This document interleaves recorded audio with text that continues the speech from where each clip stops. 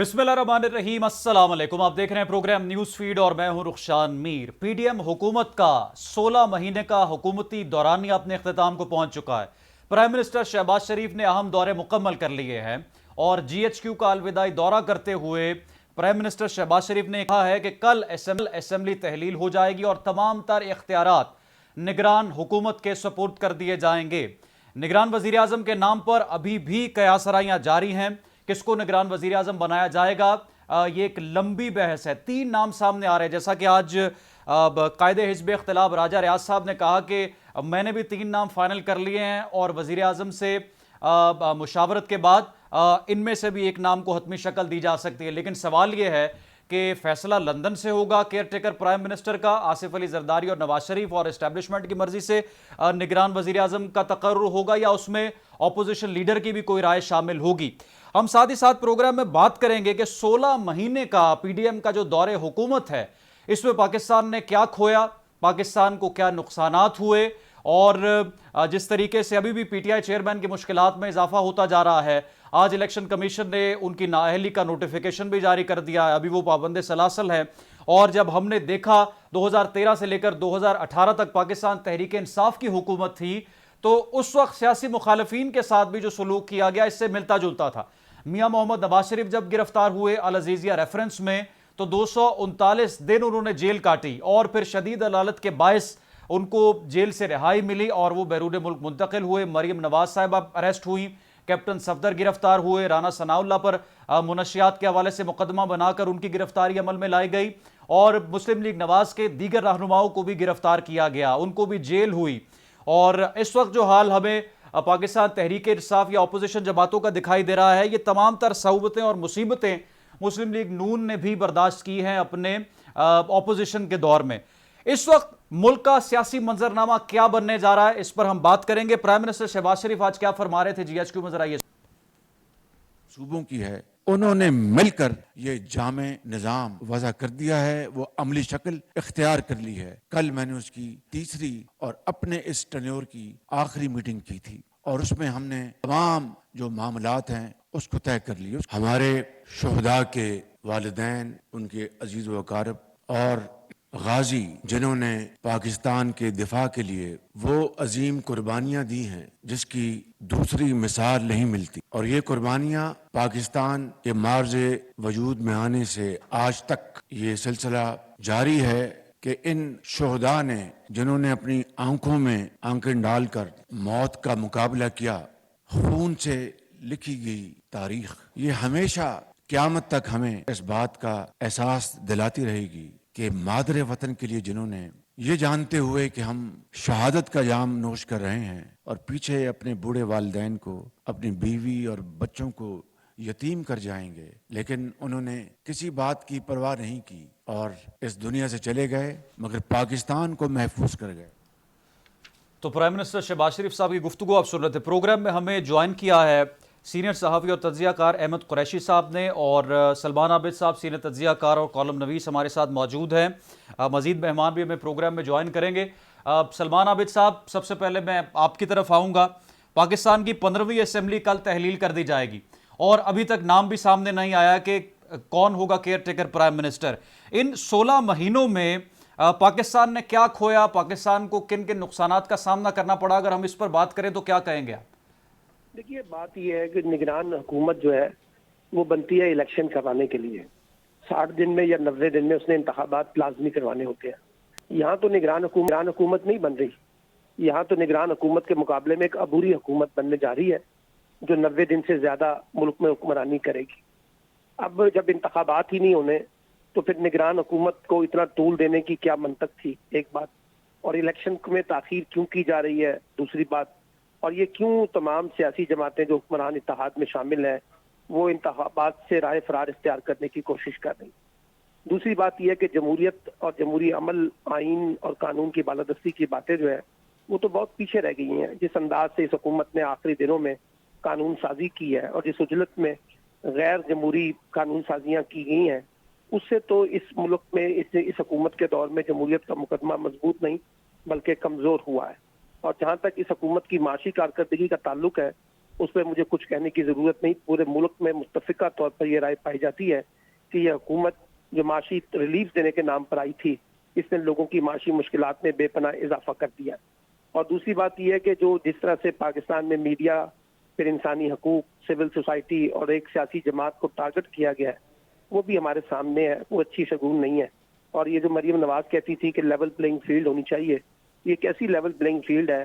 ایک سیاسی جماعت کو دیوار سے لگانے کی کوشش کی جا رہی ہے, اس کی لیڈرشپ کو پابند سلاسل کر دیا گیا ہے, اس کی پارٹی کے رہنماؤں کو گرفتار کر لیا گیا ہے یا پارٹی چھوڑنے پر مجبور کر دیا گیا ہے. یہ ساری صورتحال ظاہر کرتی ہے کہ پاکستان میں سیاست اور جمہوریت کے حق میں تو کچھ نہیں ہو رہا. اس وقت تو جو کچھ ہو رہا ہے وہ ایک قسم کا ہائبرڈ نظام ہے, جہاں جمہوریت بھی پابند سلاسل ہے اور جمہوری فیصلے بھی پابند سلاسل ہے. تو اس نظام کو پتہ نہیں کیا نام دیا جائے گا. جب ہم عمران خان کی حکومت کو کہا جاتا تھا کہ یہ اسکرپٹڈ حکومت ہے, ہائبرڈ حکومت ہے, تو اس حکومت کو تو پھر double double double double plus تیسرے چوتھے پلس کر کے جو ہے اس حکومت کو درجہ دینا چاہیے, کیونکہ یہ حکومت خود سے تو فیصلہ کرنے سے قاصر ہے. ٹھیک ہے. احمد قریشی صاحب, سلمان عابد صاحب جس طرح سے فرما رہے ہیں کہ جمہوریت کو اور اپوزیشن کو دیوار کے ساتھ لگا دیا گیا ہے. جب عمران خان پرائم منسٹر تھے تو آپ کو یاد ہوگا کہ شہباز شریف صاحب نے on the floor of the parliament کہا تھا کہ انڈیا نے اگر اپوزیشن کو دیوار کے ساتھ لگایا تو آپ نے تو ہمیں دیوار میں چنوا دیا ہے. تو پی ٹی آئی کے دور میں 2013 سے 2018 تک بیشتر نون لیگ رہنماؤں کی گرفتاریاں ہوئی. خود میاں محمد نواز شریف 239 دن پابند سلاسل رہے. مریم نواز کہتی ہیں جیل میں ان کے ساتھ بہت برا سلوک کیا گیا, فرائنگ پین سے وہ کپڑے استری کرتی رہیں. کیپٹن صفدر گرفتار ہوئے, رانا ثناء اللہ پر مقدمات بنے. تو آپ ان 16 مہینوں کو کیسے مختلف دیکھتے ہیں؟ کیا اسی کی کنٹینیوٹی تھی کہ آج ہم پاور میں ہیں تو اپوزیشن کو ہم دیوار کے ساتھ لگائیں گے, یا کچھ مختلف بھی ہوا ہے سر؟ نہیں, اپوزیشن کو دیوار پہ لگانے کی جو بات ہے, یہ تو مطلب عمران خان صاحب کی ساری پالیسی جو ہے جب سے وہ ان کی نئی لانچنگ ہوئی تھی 2011 کے بعد, تو وہ تو یہی تھی کہ سب کو ختم کرنا ہے اور کوئی ایگزسٹنس اور ساتھ مل کے رہنا اور مل کے کام کرنے کی تو روایت انہوں نے نہیں رکھی. مطلب یعنی اچھی بات نہیں ہے یہ جو ہو رہا ہے, لیکن یہ چیز تو انہوں نے حکومت میں جب وہ باہر تھے 2011 کے بعد جب لانچ ہوئے تھے تو اس وقت بھی یہی بات کر رہے تھے, اور جب گورنمنٹ میں وہ آئے 18 کے بعد تو اس پہ انہوں نے عمل درآمد کیا اور دبانے کی پوری کوشش کی اور لوگوں کو سیاست سے نکالنے کی کوشش کی.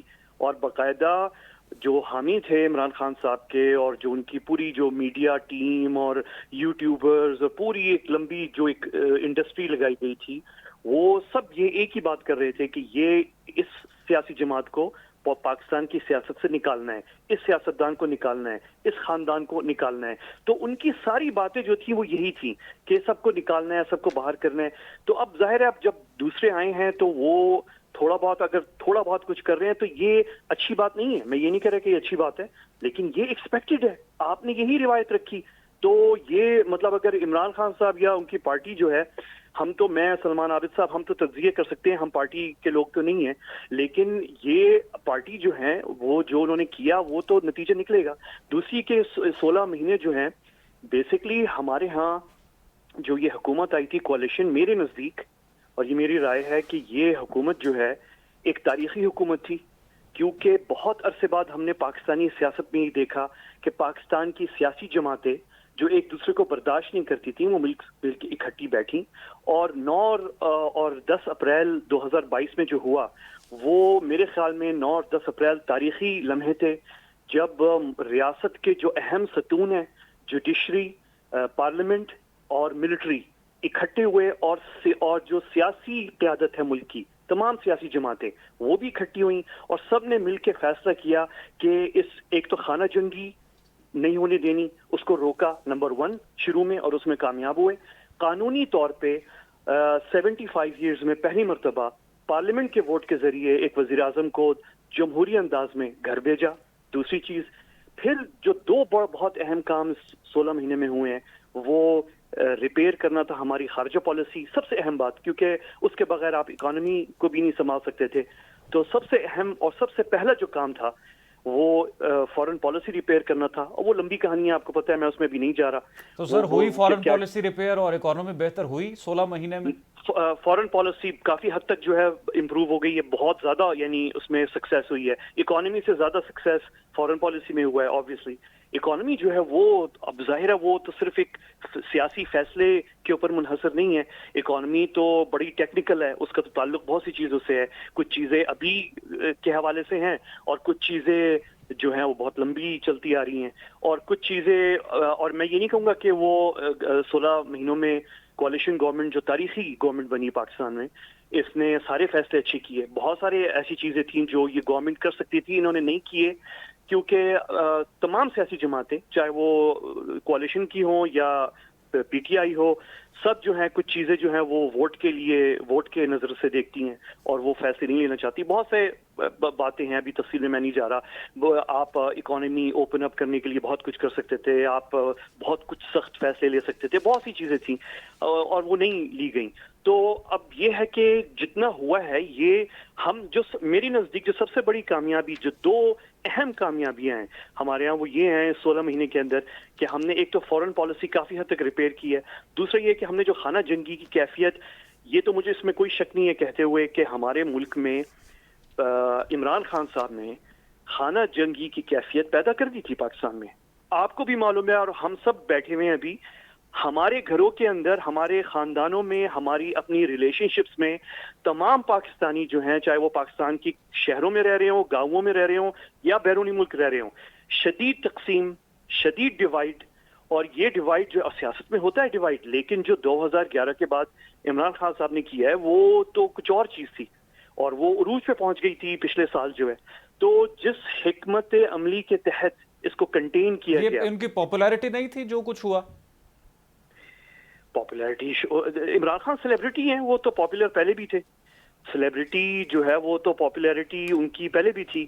اب آپ کہاں پہ وہ پتلی لائن جو ہے وہ آئیڈینٹیفائی کریں گے کہ کہاں پہ وہ سیلیبریٹیز, اب سیلیبریٹی کا ٹھیک ہے ان کی اس کی وجہ سے پاپولیرٹی بھی ہے, لیکن ایکشنز جو ہیں اور اس کا اثر جو ملک پہ ہوا ہے وہ اگر آپ جج کریں, ٹھیک ہے وہ پاپولر ہیں, بہت زیادہ پاپولر ہیں. ان کی پرنسس ڈیانا جاننے والی تھیں, گولڈ سمتھ فیملی میں ان کی شادی ہوئی ہے, تو وہ پاپولر ہیں, فائن.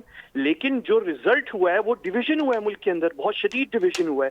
اور ہم 9-10 پچھلے سال اپریل ہم خانہ جنگی کو آنکھ میں آنکھ ڈال کے سامنے دیکھ رہے تھے, اور اگر یہ حکمت, اگر وزڈم سے ملک کو نہ سنبھالا جاتا خدا نہ خواستہ 9 اور 10 اپریل کو, تو ہمارے ہاں امکانات بہت بڑھ گئے تھے خانہ جنگی کے, اور اس کے بعد بھی بہت ساری کوششیں ہوئیں, لیکن کنٹین کیا گیا.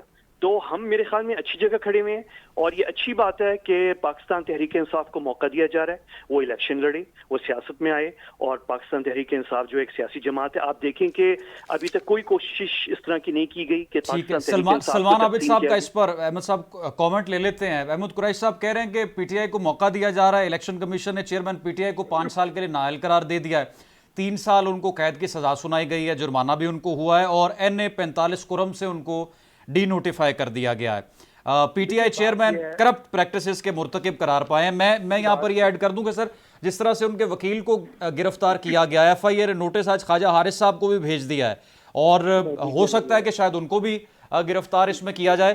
تو موقع مل رہا ہے پی ٹی آئی کو انتخابات میں اپنی کیمپین کرنے کا, ایک سوال. اور دوسرا, آپ اس میں یہ بھی کامنٹ کیجئے گا کہ راجہ ریاض صاحب آج فرما رہے ہیں قائد حزب اختلاف کے ساتھیوں کی مشاورت سے 3 نام فائنل کر لیے, میرے نام 90% فائنل ہو گئے. راجہ ریاض صاحب کو بھی اس میں موقع دیا جا رہا ہے کیئر ٹیکر پرائم منسٹر کی سلیکشن میں؟ دیکھیے, پہلی بات میں یہ کر دوں کہ نگران وزیر اعظم کے تقرری کا اعلان نہ لندن سے ہوگا نہ اسلام آباد سے ہوگا.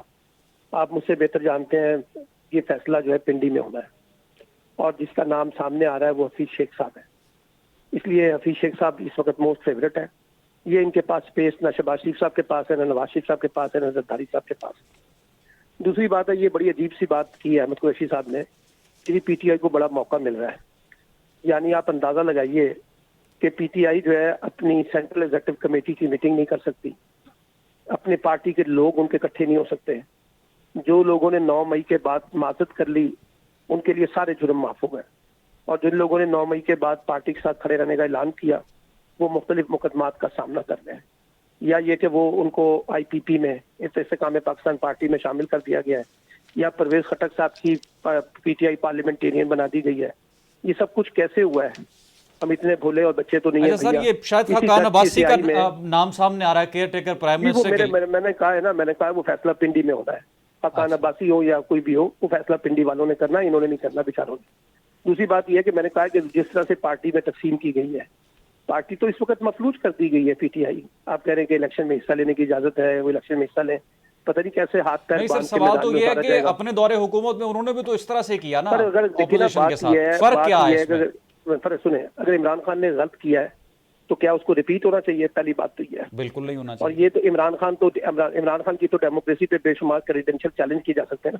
یہ تو تجربہ کار لوگ ہیں, پرانے لوگ ہیں, چارٹر آف ڈیموکریسی پہ سگنیٹری ہیں, ان کی تو جمہوریت کی کریڈینشیل بڑی ہے, انہوں نے تو بڑی جدوجہد کی ہے. تو ایک بات. دوسری بات یہ ہے کہ یہ جو ملک اس وقت بہت آگے کی طرف جا رہا ہے, 12 لاکھ بندے اس وقت پاکستان چھوڑ گئے ہیں, پڑھے لکھے نوجوان. روزگار اگر ہے تو مجھے بتائیے کہاں روزگار مل رہا ہے, کہاں معیشت درست ہے, کہاں معاشی معاملات. اور یہ جو آپ نے انٹرنیشنل دنیا کے بارے میں بات کی ہے کہ ہماری فورن پالیسی بہت ٹھیک آئی ہے, ابھی تک تو افغانستان کا معاملہ ہی ہمارے سے نہیں حل ہو رہا بھیا. ہندوستان ہم سے بات چیت کرنے کے لیے تیار نہیں ہے. امریکہ اور چائنا کے درمیان ہم ایک ربڑ اسٹیمپ بنے ہوئے ہیں. ہمیں نہیں پتا کہ ہم امریکہ کے ساتھ کھڑے ہیں, ہمیں نہیں پتا ہم چائنا کے ساتھ کھڑے ہیں. ٹھیک ہے نا. تو اس لیے ابھی تو بہت سارے گرے ایریا ہے پاکستان کے اندر, اور پاکستان میں اس وقت جو کچھ ہو رہا ہے, اگر اتنا اچھا ہو رہا ہوتا تو ادارے اپنی اپنی حدود میں کام کرتے نا. اب تو ادارے ایک دوسرے کے حدود سے باہر نکل آئے ہیں. جوڈیشری جو ہے وہ کبھی ڈیم بنانے کی طرف آ جائے گی, فوج جو ہے وہ اب معدنیات اور معیشت اور پتہ نہیں کیا کیا چیزیں ٹھیک کرے گی. تو ایک باقاعدہ ایک جسے کہتے ہیں نا کنفلوئنسی ہے ہمارے سیاسی نظام میں, انفارچونیٹلی. اس کی ذمہ داری عمران خان پہ بھی عائد ہوتی ہے, اس کی ذمہ داری آج کی حکومت پہ بھی عائد ہوتی ہے, اس سے سابقہ حکومتوں پہ بھی عائد ہوتی ہے. ٹھیک ہے, کوئی بحران جو ہے یہ آج کا پیدا کردہ تو نہیں ہے نا. احمد قریشی صاحب, یہ بحران اس طرح سے کنٹینیو رہے گا؟ جی سلمان عابد صاحب, آپ کا سر کامنٹ. میں صرف ایک جملہ کہنا چاہ رہا تھا کہ بنیادی بات جو ہمیں سمجھنی ہے کہ پاکستان میں جمہوری عمل مضبوط نہیں بلکہ کمزور ہو رہا ہے. ٹھیک ہے. احمد قریشی صاحب, کیا یہ کنفیوژن برقرار رہے گی؟ کیئر ٹیکر سیٹ اپ کتنے دن ہوگا؟ ایک حکومتی وزیر کہتے ہیں ٹی وی پر کہ نومبر میں ہم نے الیکشنز کروا دینے ہیں, اور رانا ثناء اللہ نے صاف صاف کہہ دیا ایک پروگرام میں کہ نہیں جی یہ سال الیکشنز کا سال نہیں ہے, مارچ میں ہوں گے, اپریل میں ہوں گے. اس حوالے سے بھی کیا سے رہیں کی جائے تو کنفیوژن آپ کو لگتا ہے برقرار رہے گی سر؟ دیکھیں, یہ تو ڈسکشن بہت لمبی ہو سکتی ہے کہ کنفیوژن برقرار رہے گی نہیں, لیکن ایک چیز میں پہلے یہ کہہ دوں کہ پاکستان میں جو ہماری سیاست میں جو پیمانہ ہے کسی سیاسی جماعت کو موقع دینے کا, وہ پیمانہ یہ نہیں ہے کہ وہ اندر چھوٹی موٹی چیزیں کیا ہو رہی ہیں اس پارٹی میں. پیمانہ یہ ہے کہ وہ پارٹی تقسیم اور وہ دھڑوں میں تقسیم نہیں ہو رہی. یہ پاکستان کی جو ہسٹری ہے, سیاسی تاریخ, اس کی بنا پر یہ کہنا اس وقت بالکل جائز ہے اور صحیح ہے کہ پاکستان تحریک انصاف کو پورا موقع دیا جا رہا ہے. ہاں, عمران خان کا رول جو ہے وہ مشکوک ہے پاکستانی سیاست میں, وہ آگے چل کے نظر نہیں آ رہا بہت سے لوگوں کو, اور اس پہ لمبی بحث ہو سکتی ہے کہ کیا آیا عمران خان جو ہے وہ ایک ایلیمنٹ آف ٹینشن ہے پاکستانی سیاست میں جب سے وہ آئے ہیں 2011 میں. کیونکہ میرے نزدیک ان کی جو 25-26 سالہ جو جدوجہد ہے وہ بھی ایک الگ بحث ہے. میرے نزدیک ایکچولی وہ کہیں لا حاصل جدوجہد تھی, اور ایکچولی جو ان کی لانچنگ ہوئی تھی وہ 2011 میں ہوئی تھی. 2018 تک بھی وہ ہیرو تھے سر. بالکل تھے. تو 2011 میں ان کی لانچنگ ہوئی تھی, اور اس وقت سے پاکستان کشمکش میں ہے. ہم نے قسم کھائی تھی پاکستان کی سیاسی قیادت نے کہ 1990 کی جو دہائی جو ضائع ہوئی ہے یہ کرسی کے کھیل میں, اس کو ریپیٹ نہیں کریں گے. اور وہ پورا 90 کا جو ڈیکیڈ تھا جس میں پوری دنیا نے, چائنا, انڈیا نے, سب نے اکانومی اپنی ٹھیک کرنے میں, دبئی نے, قطر نے, سب نے اپنی اکانومی ٹھیک کی, ترکی نے, سب نے. یہ آپ کے رجب طیب اردوغان صاحب جو ہیں اسی 90 کی دہائی کی پیداوار ہیں. مہاتیر بھی 90 کی دہائی کی پیداوار ہیں, اس سے پہلے خیر وہ آئے تھے, لیکن جو کام ملیشیا میں کیے وہ تو 90 ہم نے ضائع کیے پالیٹکس میں. ہم نے کہا تھا کہ اس کو ریپیٹ نہیں کریں گے. ہم نے اس سے بھی ورسٹ کام کر دیا اس 10 سال میں, 2011 سے لے کے اب تک جو ہے. تو قیمتی وقت جو ہے پاکستان کا ضائع ہو گیا. تو یہ تو پارٹی جو پیمانہ ہے کہ تحریک انصاف کو موقع دیا جا رہا ہے وہ یہ ہے کہ یہ دھڑوں میں ابھی تک تقسیم نہیں ہوئی. اس کا مطلب یہ پارٹی چلنے جا رہی ہے, اور یہ چلے گی آگے. تھوڑا سا ابھی کلیئرٹی نہیں ہے کچھ چیزوں میں, کون آئے گا, کون سنبھالے گا, کس کی ڈیسیجن میکنگ ہوگی, وہ ابھی چیزیں ظاہر ہے وہ ایک پارٹی کی ڈائنامکس ہوتی ہیں, ایک پالیٹکس کی ہیں, اندر ایشوز ہیں, وہ الگ بحث ہے. اب وہ بالکل. تو اب یہ جو آپ نے دوسری اس کی بات کی تھی کہ یہ جو انسرٹنٹی ہے گورنمنٹ کی جو آ رہی ہے, انٹرم گورنمنٹ جو آئے گی ہے, تو یہ واقعی انسرٹنٹی ہے. مجھے اگر آپ مجھ سے ذاتی طور پہ پوچھیں تو میں آپ سے یہی کہوں گا کہ میری ذاتی رائے ہے کہ الیکشن کا ماحول نہیں ہے, اور الیکشن ابھی ہو نہیں سکتے. اور جو ہے شاید ابھی آج اس وقت بیٹھے ہوئے جب ہم بات کر رہے ہیں تو لگ نہیں رہا کہ الیکشن ہوں گے، ٹھیک ہے. لیکن کوشش ہو رہی ہے. احمد قریشی صاحب سینئر تجزیہ کار اور سلمان عابد صاحب سیاسی تجزیہ کار کالم نویس پروگرام موجود تھے. ناظرین گفتگو آگے بڑھائیں گے ایک بریک کے بعد. Welcome back. ناظرین کوalition گورنمنٹ کو الوداع اور عبوری حکومت کو ویلکم کرنے کا وقت آ چکا ہے. پاکستان اس وقت بیرونی قرضوں کی لپیٹ میں ہے اور ڈالر بھی غیر مستحکم دکھائی دے رہا ہے. ڈالر کی قیمت میں مسلسل اضافہ پاکستانی عوام کے لیے انتہائی تشویشناک اور پریشان کن ہے. میرے ساتھ موجود ہے پروگرام میں ڈاکٹر شاہد حسن صاحب، سینئر معاشی تجزیہ کار ہے، اکانومسٹ ہے. ان سے ہم جان لیتے ہیں. سر بہت شکریہ آپ کے وقت کا. کیا وجہ ہے پاکستان مسلسل قرضوں کی دلدل میں ڈوب رہا ہے؟ 1992 میں پاکستان کا جو قرضہ ہے وہ صرف $1 ملین تھا، لیکن اب ہم دیکھ رہے ہیں کہ ہماری ہر چیز IMF نے لکھ لی ہے اور یہ قرضہ بھی مسلسل بڑھتا جا رہا ہے. پرائم منسٹر صاحب کہہ تو رہے ہیں کہ قرض سے فقیری اچھی ہے، لیکن عملی طور پر ہم مزید مقروض ہوتے جا رہے ہیں. سر یہ جو کیئر ٹیکر سیٹ اپ آ رہا ہے، کوئی نوید ہوگی پاکستانیوں کے لیے؟ یہ جو کیئر ٹیکرز آئیں گے، میں ان کے ساتھ زیادتی نہیں کرنا چاہتا، لیکن وہ صرف عوام کے اوپر بوجھ ڈالیں گے اور معیشت کو خراب کریں گے. اس سے زیادہ اگر وہ کرنا بھی چاہیں تو نہیں کر سکتے. بنیادی بات میں آپ کو بتا دوں، ابھی آپ نے جیسے کہا جو ملک اپنی امپورٹس جو ہیں ایکسپورٹ سے دگنی سے زیادہ کریں، وہ $30 ارب کا تجارتی خسارہ آپ کر لیں ہر سال، تو یہ پیسہ کہیں سے تو لائیں گے نا، دگنی سے زیادہ آپ کے. پھر دوسری بات یہ تھی کہ ہمارا آج کے قانون کے تحت لوگ یہ کرتے ہیں کہ چوری کا پیسہ اور جائز پیسہ مارکیٹ سے ڈالر خریدتے ہیں جس سے روپے کی قدر پر دباؤ پڑتی ہے، اس کو بیرونی کرنسی اکاؤنٹ میں جمع کرتے ہیں بینکوں میں، اور ملکی قانون کے تحت وہ پیسہ باہر چلا جاتا ہے. یہ دنیا میں ہوتا نہیں ہے کہیں بھی. تو اگر میں نے حساب لگایا کہ 5 برسوں میں اس طرح جو پیسہ باہر گیا ہے، اس سے کم 5 ڈیم بن سکتے تھے پاکستان میں، بڑے ڈیمز. اور آپ کو پتا ہے کہ اگر ایک ڈیم بن جائے بڑا تو اس سے بجلی پیدا ہوگی $7 یونٹ، ہماری بن رہی ہے $48 یونٹ. تو ہم وہ بنانے نہیں چاہتے ہیں اور ہم یہ سرمایہ کے فرار کو بھی ہو رہے ہیں. دوسرا یہ تھا کہ ہمارے یہاں ریمیٹنسز جو آتی ہیں وہ جینوین نہیں ہوتی. انکم ٹیکس آرڈیننس 111(4) ہے، جس میں $1 لاکھ پہ $50 لاکھ کا نقصان ہوتا ہے ٹیکسوں میں، اور وہ پیسہ باہر چلا جاتا ہے. تو یہ تو صورتحال ہے. مگر IMF کے ساتھ جو ابھی ہم نے معاہدہ کیا ہے اور جو ڈاکومنٹ سائن کیے ہیں، اس میں یہ کہا گیا ہے کہ روپے کی قدر کو مارکیٹ فورسز پر چھوڑا جائے گا اور اسٹیٹ بینک اس میں مداخلت نہیں کرے گا. اور جو بلیک کا پیسہ ہے، ریٹ ہے، اوپن مارکیٹ جسے کہتے ہیں، اس میں اور انٹر بینک مارکیٹ میں 1.5% سے زیادہ فرق نہیں ہوگا. اس کا مطلب یہ ہے کہ روپے کی قدر پہ دباؤ پڑے گا، نمبر 1. دوسرے کہ یہ میں آج آپ کو بتا رہا ہوں کہ آنے والے مہینوں میں ہماری امپورٹس بڑھیں گی، ہمارا تجارتی خسارہ بڑھے گا، ہمارا کرنٹ اکاؤنٹ خسارہ بڑھے گا. اس کا مطلب ہے کہ روپے کی قدر گرے گی. سیدھی بات ہے. اس کو ہم روک نہیں سکتے، کیونکہ ہم اصلاحات کرنے کے لیے تیار نہیں ہیں. کوئی اصلاح کرنے کے لیے تیار نہیں ہے.